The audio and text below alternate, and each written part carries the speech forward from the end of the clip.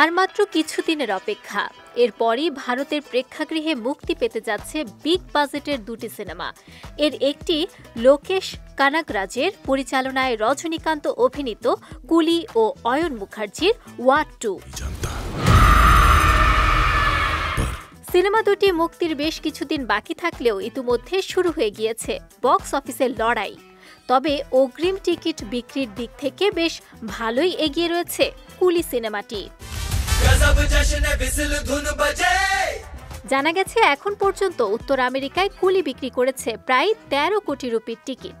তামিলনাড়ুতে সীমিত পরিসরে টিকিট বিক্রি শুরু হওয়ার মাত্র আধা ঘন্টার মধ্যে বিক্রি হয়েছে প্রায় 40,000 টিকিট। ধারণা করা হচ্ছে মুক্তির প্রথম দিনেই বিশ্বব্যাপী প্রায় 120 কোটি রুপি আয় করতে পারে ছবিটি। এতে রজনীকান্তের সঙ্গে অভিনয় করেছেন নাগার্জুন, আমির খান, উপেন্দ্র ও শ্রুতি হাসান। অন্যদিকে ঋতিক রোশন জুনিয়র এনটিআর ও কিয়ারা আদভানি অভিনীত ওয়াট 2 উত্তর আমেরিকায় বিক্রি করেছে প্রায় 3 কোটি রুপির টিকিট।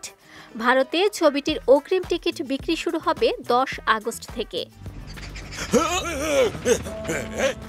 কুলি সিনেমাটি রজনীকান্তের জন্য বিশেষ, কারণ লোকেশ কানাগরাজের সঙ্গে প্রথমবার কাজ করছেন তিনি। এর আগে লোকেশ পরিচালনা করেছেন কাইথি, মাস্টার, বিক্রম ও লিও। সুপার।